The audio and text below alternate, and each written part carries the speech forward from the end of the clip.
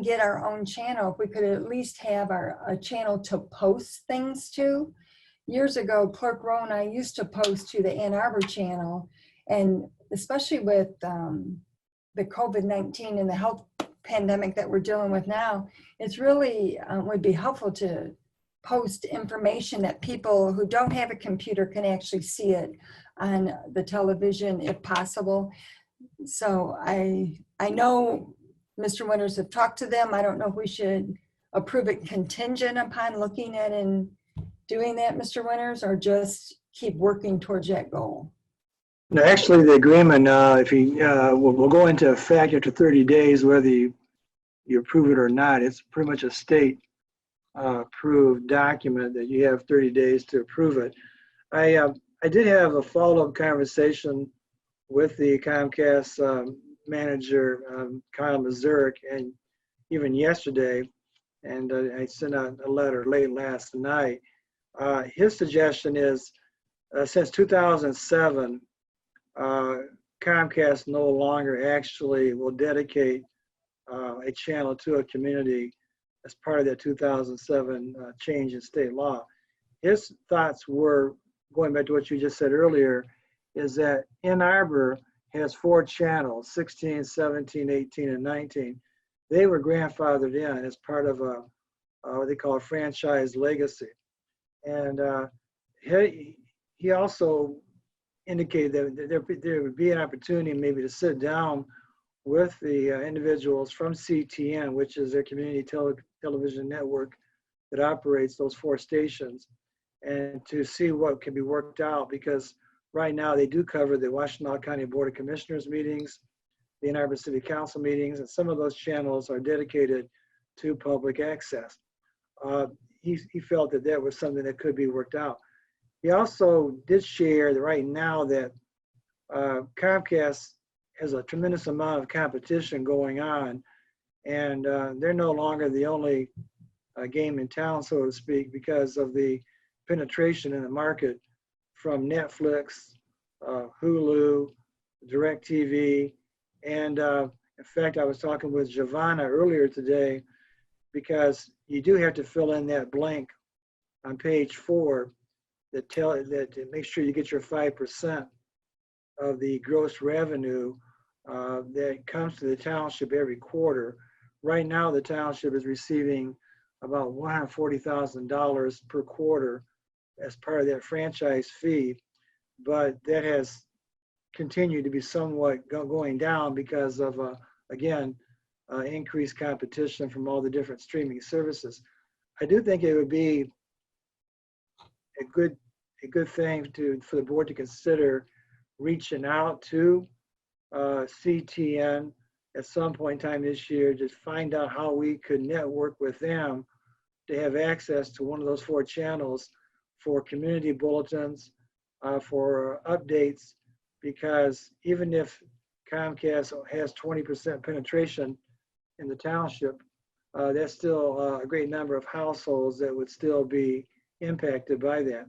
So that's going to be a challenge going forward. I think I did include in my letter some of the real digital divides that are going on right now in the schools. There are some communities that 95% of the kids have laptops and they have internet accessibility to do online learning, while a few miles away, many communities don't have anywhere near that participation. So we have to figure out how to use those resources wisely. It just seems to me that now would be a good time to try and forge a partnership, at least in 2021, with the CTN network, to see if we can at least get community-based information out to as many people as possible. And unfortunately, we don't qualify for our own network at this time, but I did learn a lot during those conversations that might be valuable going forward in having those conversations. Right. So we should just proceed with working with the city of Ann Arbor to see if they'll allow it. Because I know during COVID, we tried to get some things posted and they said it's only Ann Arbor channels. But I remember that Clerk Rowe and we used to post things there. So if you could have things posted, I think it would be helpful. So I'll reach out to the mayor and if there's a way to at least post some information regarding her township on these public access. Madam Chair, I'm sorry, Madam Chair. Yes, trustee Ross Williams. I did have a quick question in regards to the franchise agreement. It only includes basically cable. It does not include internet at all. Basically revenues that come in from internet. So It's- like if you just have the internet and you don't have their cable, Comcast cable inside. That's correct. It doesn't include that. You know, it's cable only, correct? Yes. I guess my question in the future is that if any, as I say, alterations could be done to the agreement that could have it include internet, because as Attorney Winters was saying, more people are streaming and they stream through internet, and Comcast with internet right now is the dominant provider in the area. So that would be just a curiosity question. And then I also thought that CTN only broadcasts information from Ann Arbor, but if that's something that can be worked out, maybe even including our township meetings in that in the future, that would be great. Thank you. How long is this agreement for, Mr. Mayor? Is it 15 years?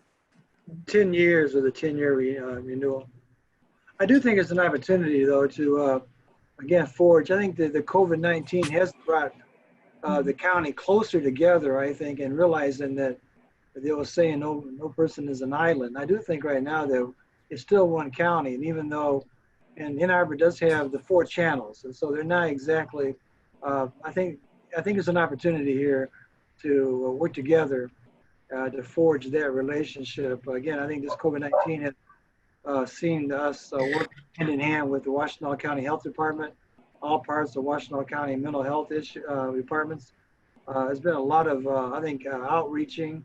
And I think as you go forward with the County Board of Commissioners and the City of Ann Arbor officials, that there's got to be an opportunity to make this be, again, we talk about one Washtenaw. We've got one Washtenaw going with our sidewalk easements and reimagine Washtenaw, et cetera. So I would not give up on the thought that just because Ann Arbor was fortunate to get the 4 stations grandfathered in, that they would not be willing to have a conversation, especially on things that are truly community-based in terms of content, the impact, especially during health pandemics, that really transcends artificial boundaries here in the county. So we're all in this together. So I would still think it would be wise to form a group at some point in time to just lay a foundation to see if they would cover board meetings certain times of the year. Maybe they would do it on a trial basis or something along those lines to have that conversation. So I think it's worthwhile to pursue. Right. Madam Chair, I'm sorry, but someone else is speaking. Madam Chair? Trustee Ross Williams. Yeah, I do see that in section T, it does say basically about including internet protocol technology. So maybe there is some revenue that's coming from internet, but it does state that in video service inside of the section T of the agreement. So just wanted to point that out. All right. We have a motion support. All in favor? Madam Aye. Secretary, Okay. I had a comment. Clerk Rowe.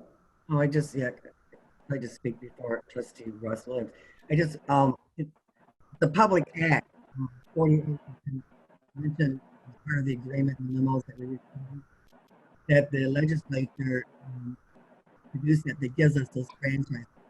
They haven't done something with internet. As you know, internet providers come to us all the time and asking for permission to work on the county road right away. The village is not the village agreement looking as the franchise agreement as we have on paper to address the question of Trustee Ross Williams. That's why we don't have that ability because we don't have legislation that gives us that ability.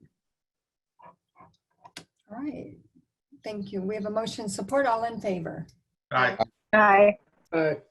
Opposed? Motion carries.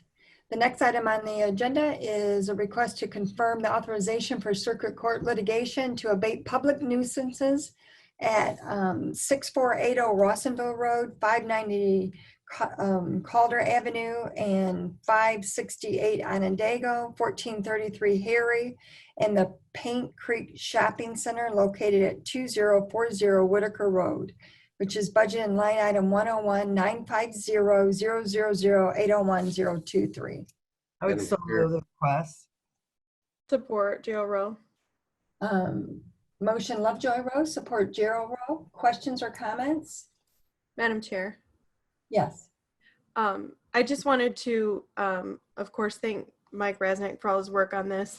And I wanted to point out the Paint Creek Shopping Center. We constantly have problems with those donation bins, not just there, but all over our township. And I know that me and Mike have talked about that extensively, as well as me and you and Attorney Winters. And just moving forward in the future, I'd like us to start working on that as a public nuisance, because it's nice to give opportunity for the property owners to correct those issues, but when they keep occurring over and over, it becomes a public nuisance, just like the trash in the Paint Creek Shopping Center.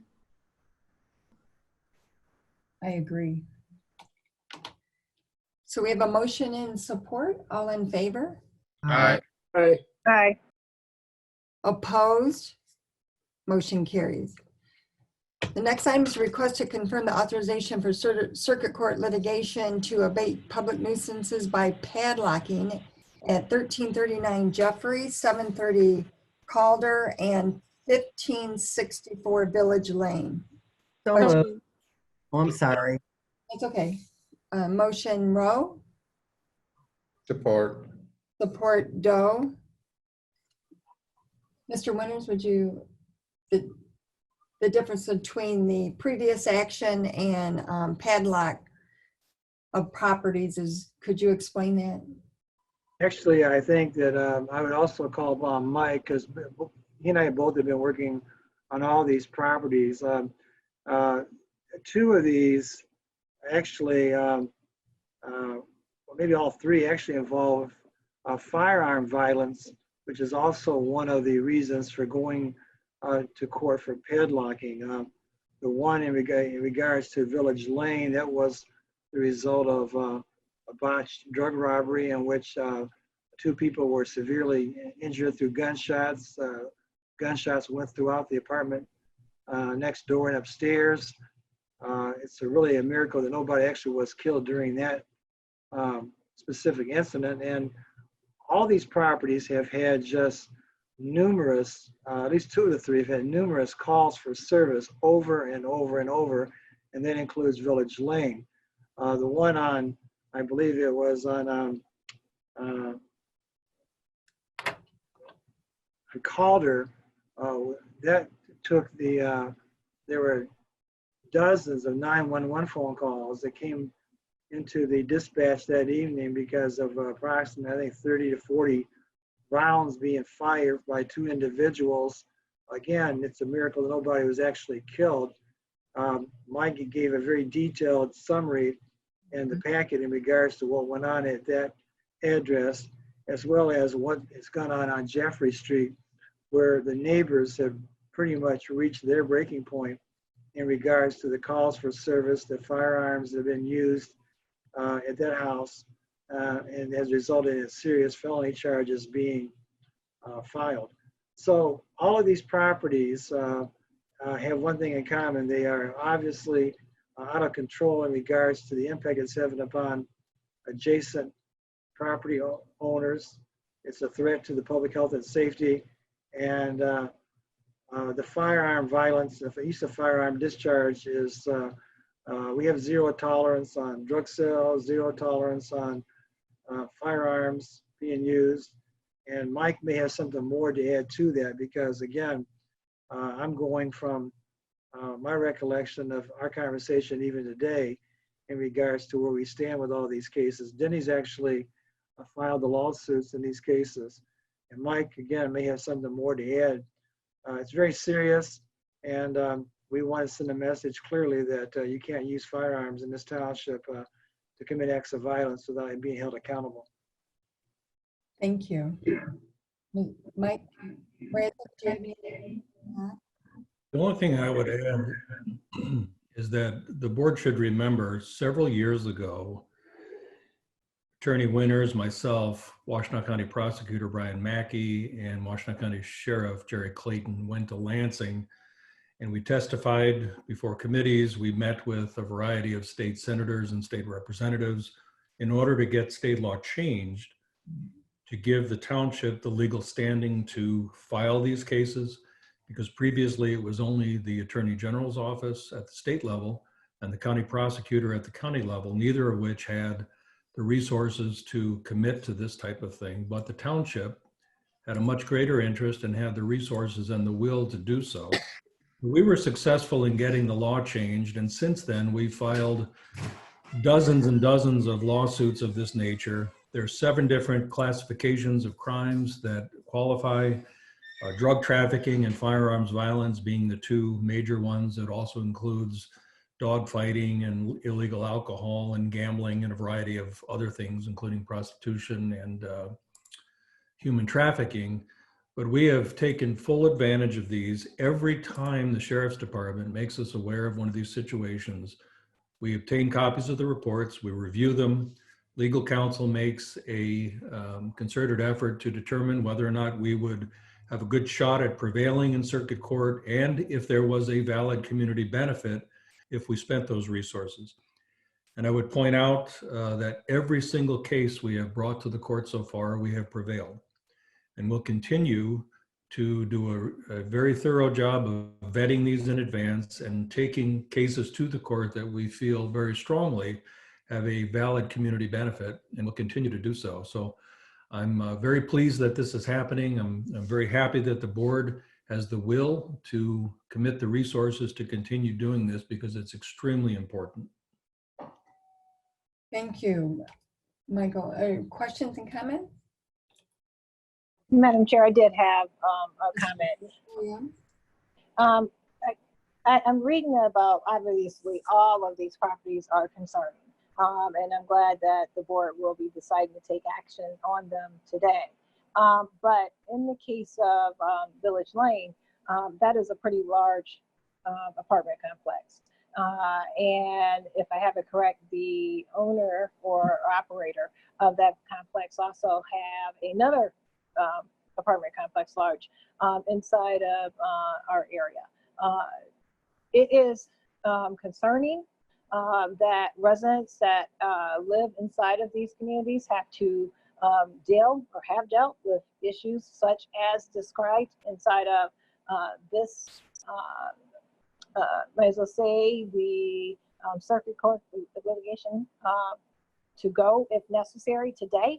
It was embarrassing and also sad that the residents of Arbor One had to deal with this not too long ago. I just want to put on the record that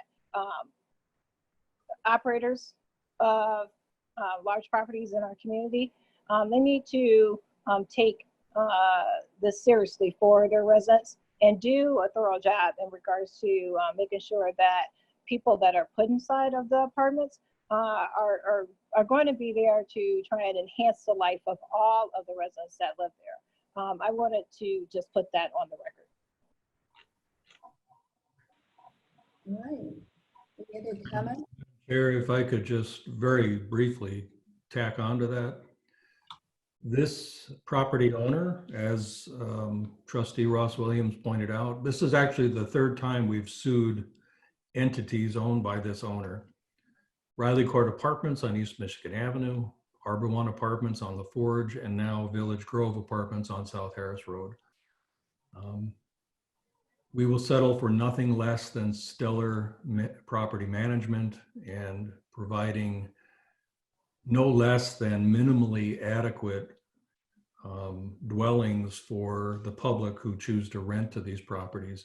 And these types of incidences will no longer be tolerated. And I am, as I said before, I'm very, very encouraged that the Board of Trustees is willing and able to commit these resources to try to make a difference. Thank you, Michael. Any other comments or questions? Hearing none, we have a motion and support. All in favor? Aye. Aye. Opposed? Motion carries. The next item is request to waive the financial policy and accept the proposal from Lowe's for replacement of kitchen cabinets and countertops at the fire station headquarters on Ford Boulevard and countertops at the Station 3 located on South Hewitt in the amount of $25,553, which is budgeted in line item 206-970-000-971-008. So moved. Lovejoy Road. Okay, help me out. Motion by, Lovejoy Road. thank you. Support, Eldridge. Eldridge, thanks. Comments, questions? I appreciate the fact the firemen are doing some of the work and the chief was able to find some cost savings to get the same thing accomplished. All right, thank you. We have a motion and support. All in favor? Aye. Aye. Opposed? Motion carries. The next item is a request to waive the financial policy and approve the low quote from Bader and Sons for the purchase of a John Deere tractor for $42,253.11, which is budgeted in line item 101-774-000-977-000. So moved. Eldridge. Was it motion by Eldridge and supported by Doe? Correct. Yes, okay. We have a motion and support. I have a comment. I'm sorry. Clerk Rowe. Yes, thank you. I just want to say, I know that we've been working because we put off this purchase and I think we refurbished a lawnmower, so, and it's lasted for a long time, but probably the days of trying to fix that are kind of over in terms of cost expenditures, so it's probably time. I just wish that we would find a way to maybe, I've raised this before and I know that I'm in the minority, but to have things that would be natural environments. In particularly, I know there's lots of places, but in particularly around the Civic Center.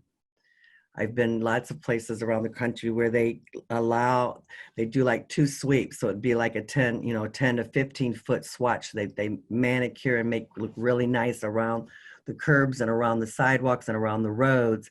And then they let the rest go for natural habitats for the bees and the butterflies. And so I really would like us to take a look at it. I don't know, this board really hasn't talked about it. I know the boards in the past, we did that, at least partially at one time. I mean, not the complete acreage, but we did a lot to grow up around the pond. So I think especially in view of the death of bees and what's happening, around the world, that it might be time to try to revisit to see if I would at least, because if we didn't like it, it doesn't take anything. You can go back to mowing it, but to the acres and acres and the extremely expensive between the equipment and paying people to mow it and the fuel and things that impact on the environment, that if we could just take a serious look at trying to find areas in the township. I know one of them, large, massive land is here at the Civic Center.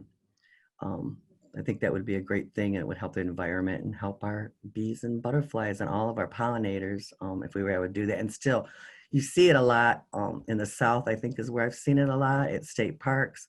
And they'll actually even have like really cute signs where they put up so people understand why, you're allowing, the growth to grow up. But at the same time, it looks very neat because you're doing 2 major swaps, 2 where the mower goes down once and comes back. So it's anywhere from 10 to 15 feet wide. It's nicely mowed. And then you just let the rest of it grow up naturally. But I support purchasing the lawnmower. Thank you, Clerk Rowe. Yeah, any more comments? Hearing none, we have a motion support. All in favor? Aye. Aye. Opposed? Motion carries. The next item is Resolution 2020-14 in support of US 12 M17, which is wired and I-94 improvements. Clerk Rowe? Um, it is an extremely long resolution. Can we just make a motion to support the resolution, or do you want me, it's almost 2 complete pages. I would move that we approve resolution 2020-14 to support the US 12-M17 wire to I-94 improvements. Support. Motion Rowe, supported by Ross Williams or Jimmy Wilson Jr. I heard both. Yeah, it doesn't matter. I'm fine. Support by Wilson Jr. Discussion, and then we have Matt Parks here, not here. Matt Parks is on the Zoom meeting to answer any questions. We would like to see that Robin Castle Hines, who works for the township, has also been helping with neighborhood watch. And, you know, due to COVID, we really couldn't have public meetings. So we posted it in 5 areas in the township, as well as had it on the website. And we met with the safety committee over in West Willow last month. So in order to get their input on it. And so this is just a first step in actually moving it forward. It has to be vetted and verified from an engineering standpoint by MDOT as well. So it preserved the exit ramp off of US 12 or Michigan Avenue heading west. It has a sidewalk going down the service drive for on the West Willow side, and to put lights up in order to create more of a neighborhood feel to try to slow the traffic down. The landscaping is nowhere, we're not talking about that right now. We're not talking about the signage right now. We're just trying to see if the proposed plan is actually meets the standards for MDOT. Matt, do you have anything else you would like to add? Yeah, Madam Chair, thank you. I was just going to mention, really the key with this resolution isn't necessarily tie us down to any particular design, although in the study phase that we've been working on, as well as with MDOT and the Road Commission, this kind of just lays out the intent of the project. And as the chair said, we're going to have to go, this really just allows MDOT to initiate this project and allows us to move forward with design and work with them. Until this resolution is in place, MDOT's kind of been hands off. This really kicks us off and gets this thing going so we can start the design, work with MDOT, continue to communicate with the residents. I think the township's done a really good job on outreach there. The Road Commission and our design team has met with them several times. I know Mark Locke joined Brenda and Larry over in West Willow about 3 weeks ago or so, and we've been getting positive feedback and getting a lot of good questions from the residents. So we've been taking that all in, and so now this resolution, basically pushing this through tonight and getting this over to MDOT, basically will trigger and green light this thing to move forward. So. Thanks. As the lighting from Wired Road east to the township line, and that's in process right now. This will be what we consider the actual phase 2, and we have an $8 million grant thanks to Representative Ronnie Peterson and MDOT and the Road Commission managing it, who retained OHM to help us through this process. So it'll have to be completed next year because the grant requires that. Any other questions or comments? Madam Supervisor? First Rowe? Oh, yes, thank you. I just wanted to say, I know lots of folks have been working on this for a long time and kind of been exciting. I think this is probably the most public participation in any major thing that the township has done in my history here. And so I think it's been exciting to see how the public's been involved and just how it's kind of morphed into, changing is what they needed. And I wanted to thank Matt for his work too, because this step was a requirement. MDOT said you have to do this. And so I know he worked together with them to get our resolution in the proper form that met the requirements of MDOT. So it's exciting, and to think that we're going to start construction on wherever we end up next year is long overdue. I'm excited about it. I know the residents in all the township to clean up that area, make it more safer, especially those who live there and come in and out of there every day. It's a great project. And something I think the township and MDOT and the road commission, OHM, everybody that's involved should be very proud of and move forward. Madam Chair? Yes, trustee Westerman. Thank you. First things first, I want to thank the West Willow Traffic Safety Committee, including the chair of that committee, Connie Jen Smith. Also, Matt Glenn and his wife, they have been very integral in regards to getting a design and looking at various ways to, make that safer for the residents. And also basically for people driving in and out of West Willow. And basically near US 12 and going across Fort Boulevard. I also wanted to thank Joanne McCullum, president of the West Willow Neighborhood Association, who basically came up with the idea in regards to starting a traffic safety committee. I hope that this design will be the design that is kept. Starting back in 2015 and moving forward, and I do want to make sure I equally thank State Representative Ronnie Peterson and also Supervisor Brenda Sumbo and Larry Doe. It was an effort to try and make sure that pedestrians, as well as traffic, but pedestrians, whether they're walking or biking, could get across the Fort Boulevard, Dorset Street, both sides, and do that safely.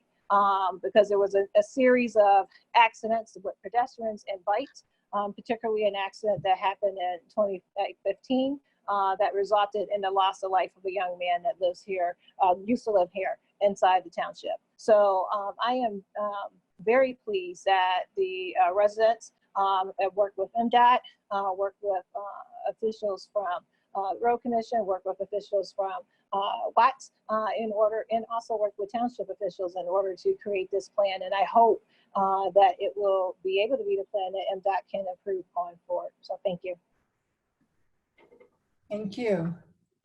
All right, any other comments? Hearing none, we have a motion in support. All in favor, say aye. Aye. Aye. Opposed? Motion carries. Thank you. Thank you, Matt.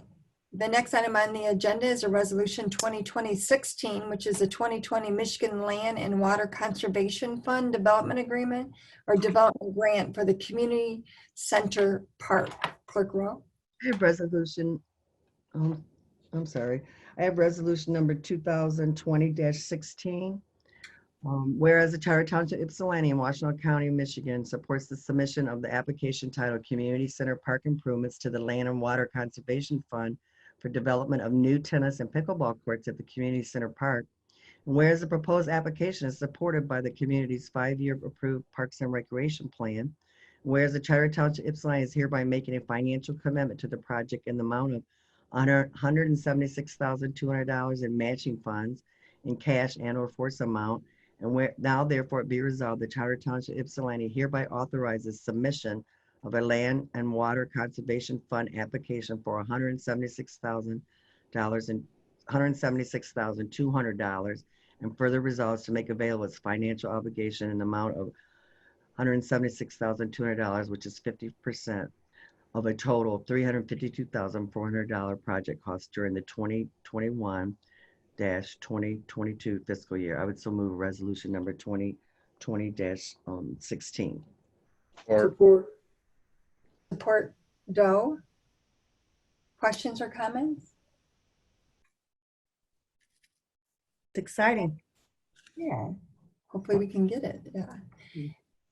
Michael Hoffmeister, do you have anything to add or? This is similar to the resolution that we had approved in March. We're just bringing it back to the Board of Trustees simply because of a MD&R process that we did not do correctly. Thank you. So we have a motion support. All in favor? Aye. Opposed? Motion carries. Next item on the agenda is for resolution 2020-17 is the Michigan Recreation Passport Grant for Clubview Park. I have resolution number 2020-17. Whereas the Charter Township Ypsilanti in Washtenaw County in Michigan supports the submission of an application titled Clubview Park Improvements to the Recreation Passport Grant Program for the development of new tennis and pickleball courts at Clubview Park. Whereas the proposed application is supported by the community's 5-year approved Parks and Recreation Plan. Whereas whereas the Charter Township Ypsilanti is hereby making a financial commitment to the project in the amount of $99,500 in matching funds in cash and/or force account, and therefore be it resolved, the Charter Township Ypsilanti hereby authorizes submission of a Land Water Conservation Fund application for $150,000, and further resolves to make available its financial obligation amount of $99,500 of a total $249,500 project cost during the 2021-2022 fiscal year. I would so move resolution number 2020-17. Support. Support Eldridge. Discussion? Madam Chair. Trustee Liz, Sarah Wood. Thank you. I just wanted to say thanks again, Mike. I know that you have done quite the job helping our township during the COVID pandemic, but also you've not stopped working on getting grants and doing lots of things to improve our recreation department. So I truly appreciate that. And I know that our residents do as well. Thank you. Any comments or discussion? Hearing none, all in favor? Aye. Aye. Motion carries. Number 10, are we on number 10? Yep. And the agenda is budget amendment number 8. Well, I have a motion to authorize a line transfer between cost centers in the BRS2 fund and approve the department line item changes as outlined. And this is for the sewer repair at Loon Feather Park, and to increase the 14B district court budget by $1,656, which is a PTO payout to $1,781,421, and approve the line item changes as outlined. I would so move the budget amendment. Support. Support Doe. Questions or comment? Hearing none, all in favor? Aye. Aye. Opposed? Motion carries. I don't think Heather was on it. Heather, are you on that boat? No. She stepped away, I think. Yep. I said yeah. Yes. Okay, all right,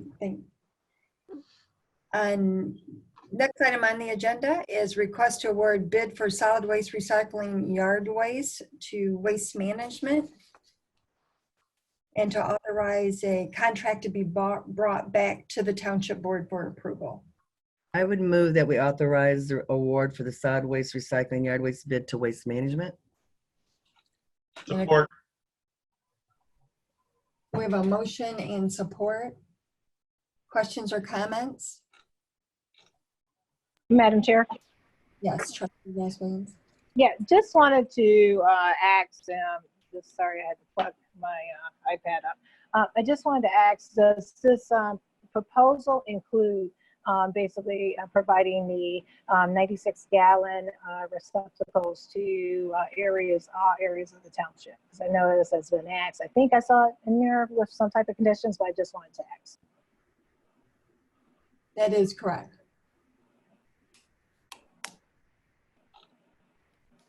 Madam Chair, Yes. Trustee I just want to take a minute to thank Doug and Mike for doing this. I know it was a lot of work, and I read through it, and the completed version was difficult to follow. So I know the two of you must have been stressed many times going through it. So thank you. Agreed. Any other questions or comments regarding that one? Madam Supervisor? Yes. I just want to say, especially even though he's done so much work, it seems like he's been here forever. I just want to especially say to Mike, hats off to you, because I think Supervisor Stumble and I, probably the only two board members who have been through bidding out a waste management contract, and it is a nightmare. And we got through it, lots of changes to the bid, but I think it was just a good, open, transparent process. And Mike was just total professional all the way through, and we did, I think, and Doug helped a lot, I think, on interpretation, a lot of things. And But we got there, and the most exciting thing, which I'm sure Mike Hoffmeister is going to talk about in a second, is that it worked, because we got these ridiculous, offers that came in for renewal, and when we went out to bid, people sharpened their pencils and were more realistic in making it something that's somewhat more affordable, especially when our millage for this area is, we need help in the area. So anyways, thanks to Doug, thanks to you, Mike, for all your work on that. We do have one participant that has raised their hand. Oh, the hand went down. All right. Oh. Gabriel, you could state your name and address for the record. Hello, this is Sam Caramagno. I'm with GFL. I'm using my daughter's laptop computer, but I just want to just say a couple of things. I want to thank you, first of all, for allowing us to bid on this contract. While we are not the chosen provider, I do want to let you know that our GFL has made a substantial investment in a MRF in Huron Township. We would love to have your business. We did offer what we thought was an option that was financially responsible and would have allowed all residents to have a recycling option. I understand you're going a different direction, but thank you again for the opportunity, and hopefully we'll be around to see you next go round. Thank you. Thank you. Michael Hoffmeister, would you like to give a summary or? Sure, yeah.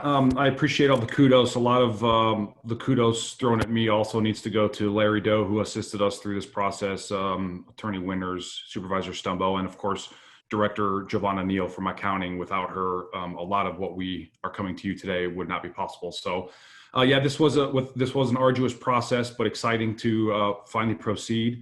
The goal is to get all of our residents a trash bin, a trash cart for all of our residents, as well as study the recyclables process throughout the next year or so. That will allow us to understand who recycles, how many of our residents recycle, and so we can get to know that metric a little bit more. So hopefully I've provided enough information for everyone to make a decision tonight. But again, I appreciate everyone's time and consideration.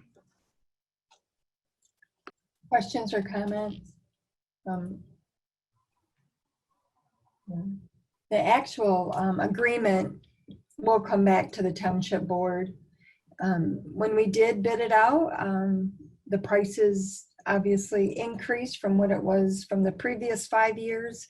This increase exceeds the total amount of our millage that we currently have. The millage renewal or increase, depending on what the voters decide, in order to provide recycling service, it's gonna require an increase. So we wanted to make sure that we had ample time to have citizens engagement, to get statistics regarding recycling, and have options available for residents. So I appreciate the comment from the one gentleman and the MRF that he has. Lisa Stanfield also attends meeting. Eastern Washtenaw County is looking to see what we can do with all the other communities in order to have a MRF, because Ann Arbor has the same challenges that we do. And across the country, recycling is becoming a big issue due to contamination factors in the recycling. And once a load is contaminated, the entire load has to go to the landfill. So we learned an awful lot during this process, and it will require a lot of citizens engagement and township board engagement in order to see what we can do to proceed forward and how we're going to do it, and what could it look like and what will it look like depending on the budget that we have. So it was pretty competitive too.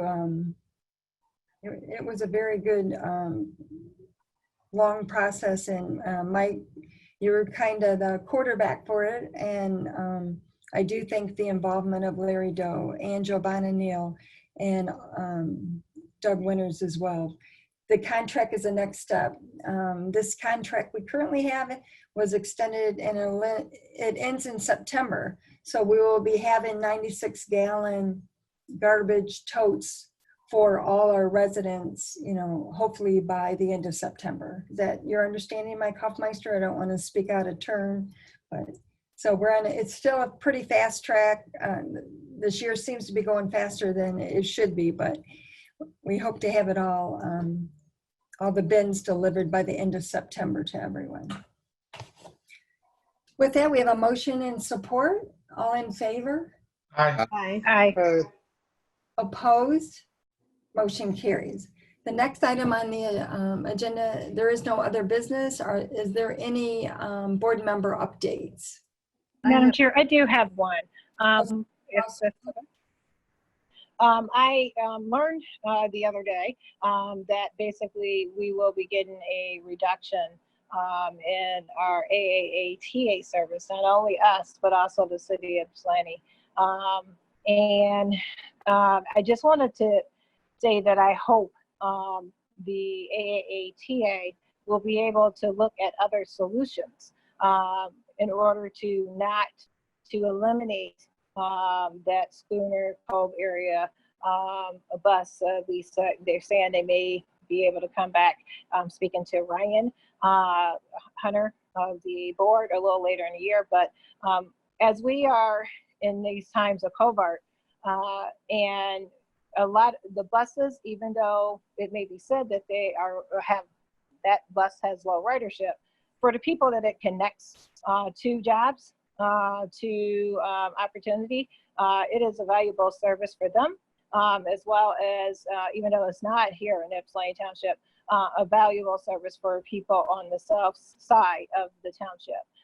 I just wholly believe that I hope the AAAT board will look at a 365 solution, even if that meant that you have to do more intermittent times, longer times in regards to the buses running in between, than just cutting. I just don't think that that is just the right move to take right now when there's so much economic uncertainty going on, and people need access and transportation to their places of employment. Thank you. Other board member comment?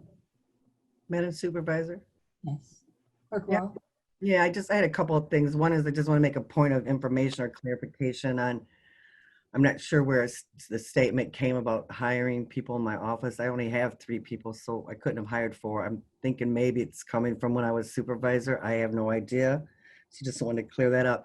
And just wanted to make the statement that we tried since 2015, and it took over 3 years, 2 different boards and a different bargaining unit in order to create the deputy supervisor position.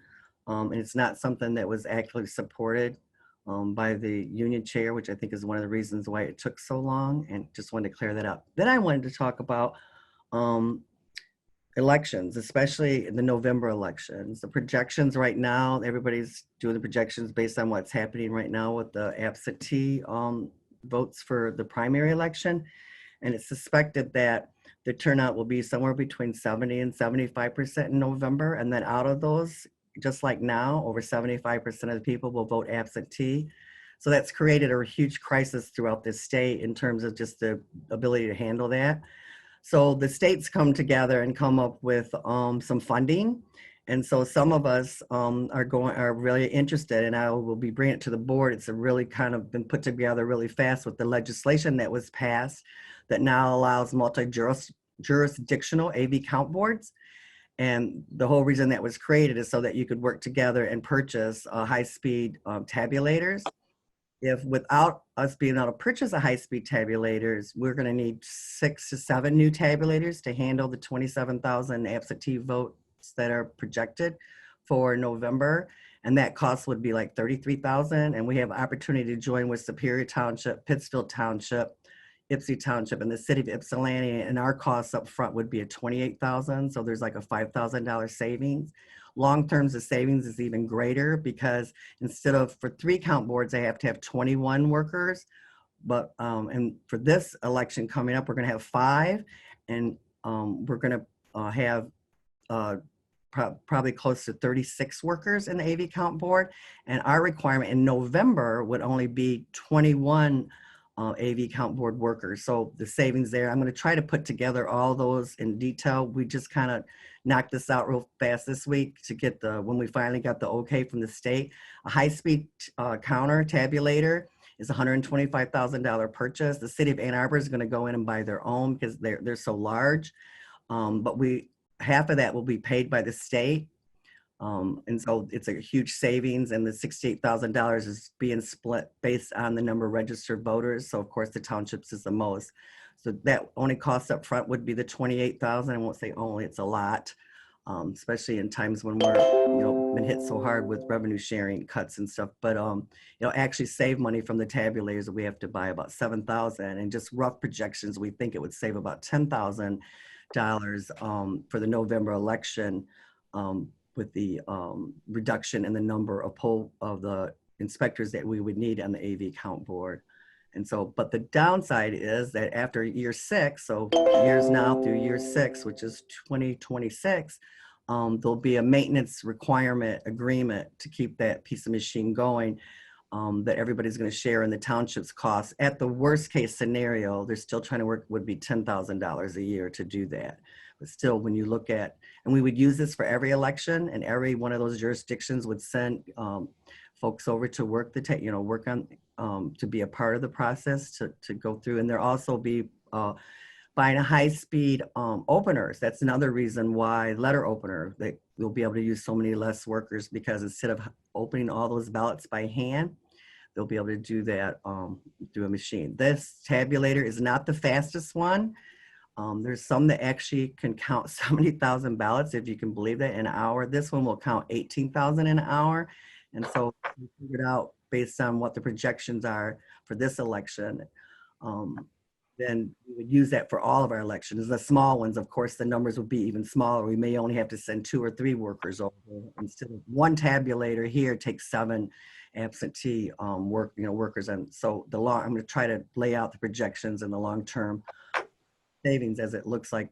I think there's absentee voting, that everyone can do that, is going to be I think a permanent thing in the township, but I'll be bringing that back. I know the agreement has to be approved sometime after our meeting in August, in order to go to move forward on it. So anyways, the numbers are in. We're getting real close to 11,000 ballots right now that have been sent out. Still want to encourage you to really think about and support me in hiring 3 people at least for that Tuesday. I'm 3 people short from what on the election day to count the ballots, or not to count the ballots, to receive the ballots in, versus I had 4,000 ballots in March and had 3 more full-time workers in my office on election day. And so the ability to get the ballots received in, we looked at the numbers from March, and there was 400 that was received in March. So we're expecting just tripling that, because that's what everything's doing. That'll be 1,200 ballots. We just, for instance, with all the people in my office, which is a lot more people than what we will have on election day, we still had to work to 7:30 yesterday to process in almost 1,000 ballots. And so and then that's with us being closed at 4:30. That won't happen on election day. So the chances of us being able to get the ballots to the AV count board, each less people that I have, the longer it's going to be. So will we be able to do it? Yes. Will it be really late? Yes. If we can't get 3 temporary workers to work in here additionally. The problem is all the ones, and I really appreciate the support that we've hired, but all the people, including some of my staff, are going to be chair people.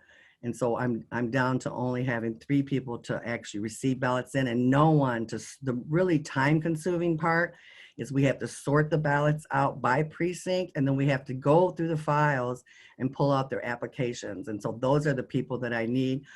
What we had before is the treasurer's office was full staffed, and they're struggling. One of their people's actually, well, they'll be here for the election, but they don't have a person to give me. So I had a full-time person from the treasurer's office that helped all day long. Office of Community Standards, and I'm really grateful to Mike Radzik. I had 2 full-time people from there that worked on election day.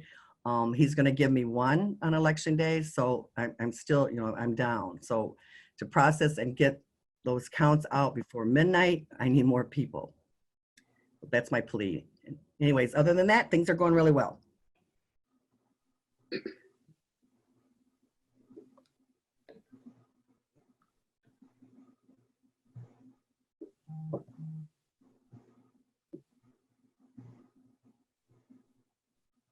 I'm sorry, Clerk Rowe. I was wondering how many ballots have been returned of the almost 11,000? I didn't run the numbers today. We probably got another, today is like Tuesdays. Tuesdays are always two-piece Tuesdays. We're over 3,000 now. Yesterday it was like 2,600. So we got more in today than I thought we did. So out of the 11,000 requests, we have about 3,000 back in? they're coming in at about 1,000 to 1,200 a day over the last 2 days. They really started piling in. We've been able to. Tuesday's always a light day. We don't know why. We call it two-piece Tuesday, so we only had 400. But yesterday we had 2 full trays close to over 1,000 ballots that came in yesterday, and that was in 1,000 the day on Friday. We had 1,000 that came in. So it's the last few days they really started piling in. And we're good. I think the staff that you guys have provided for me, I think that we can get through all the way through, and with, lots of folks are helping on overtime, when they can. And so we leave here every night with everything received in. Sometimes it's been to 7:30, 8 o'clock at night, but we finish, and we know that we're going to have to continue probably to do that. The issue is on election day of having staff in here to help sort and process and pull the apps, so that the 3 people that I hope to have in here, knock on wood, if nothing else happens, because if I lose a chairperson, I'm going to have to send someone out of the office with COVID. We're praying that doesn't happen. So I will have, hopefully 3 people will be in here receiving the ballots in on election day. What I don't have is Clerk Rowe. I'm sorry. I was just asking how many ballots came in. I already made my point. Thank you for reminding me to quit rambling. Any other updates? No. Hey, Madam Chair. Oh, yes, Trustee Wilson. Yeah, I just wanted to kind of reiterate what Trustee Ross Williams was saying about the AATA. And I just want to thank Commissioner Ricky Jefferson for making me aware of what's going on with AATA suspending services in different parts of the county. And I think if anyone has opinions about it, they can send emails to Matt Carpenter at AATA. And they are also having a Zoom meeting Thursday, 6:30. You can go to theride.org to, if you would like to attend that Zoom, to voice your opinion on there as well. There's a lot of different, 2020 is a weird time, and everyone is making changes financially. So I think we just all need to be aware, including the residents who are listening right now. Stay on top of us as township board members, but also look at the school boards. They're going to be making a lot of adjustments. I think Ypsi schools are eliminating the school resource officers for the coming year. AATA is trying to suspend services. So there's a lot of things going on, a lot of moving parts, as our attorney always says. So just be aware and be involved. And that also goes to our board members to just, obviously we take care of township business first, but everything that goes on within the township, let's just be aware of things that are going on and be active and be advocates for our residents. That's all. Thank you. Thank you, Jimmy. All right, we have a motion to adjourn. So moved. Support, Joe Rowe. Joe Rowe, all in favor? Aye. All right. At 8:37.